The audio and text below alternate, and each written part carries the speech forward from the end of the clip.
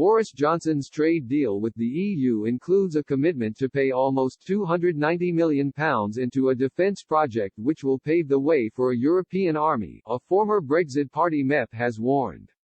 And Ben Habib suggested the bloc's European Defence Fund was a clear indication of the bloc's determination to transform itself into a military superstate, while questioning why the UK was involved at all given its ongoing membership of NATO. Buried away on page 1051 of the Trade and Cooperation Agreement (TCA), ratified last month as a reference to Horizon Europe, a bloc-wide project due to get underway this year which centered on discovery-led research and facilitating large-scale partnerships tackling global challenges. The EU's multi-annual financial framework fixed on December 11 fixed Horizon Europe's budget at €95.5 billion at modern prices, and on page 369 of the TCA, the cost to the UK over the course of the next 7 years is revealed to be 4% of the whole, in other words, just €3.8 billion.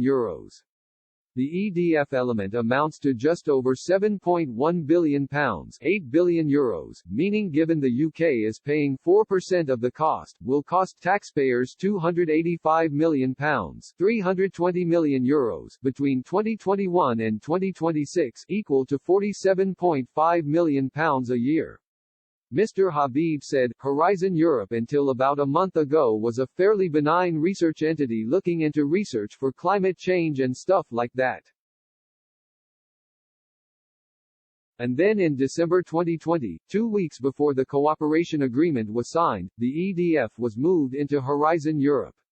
So without us actually stating in the Trade and Cooperation Agreement that we are now going to be paying funds into the EDF, we are now committed to pay those funds in. Mr. Habib said the bloc's European Defence Union initiative involved a drive towards an independent military industry as well as armaments and a standing army, and he also highlighted the EU's new 10,000-strong border force, the cost of which he suggested was £18.7 billion, €21 billion. He added, when you go back to 2015 and remember the debate that Nick Clegg had with Nigel Farage, when Nigel said they were aiming to have a standing army and Nick said something like, don't talk garbage, that's just scaremongering, they were busy planning it at the same time. Now there is no way that the Deputy Prime Minister of the United Kingdom did not know what was going on in the Commission.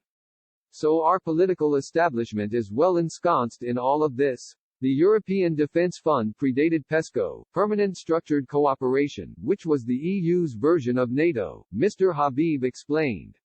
He said, the EDF was the first of a series of establishments set up by the EU for the creation of this European Defence Union. And it is effectively a defence fund, so it is for military research. And so the European Union aims to create its own, advanced military industrial base.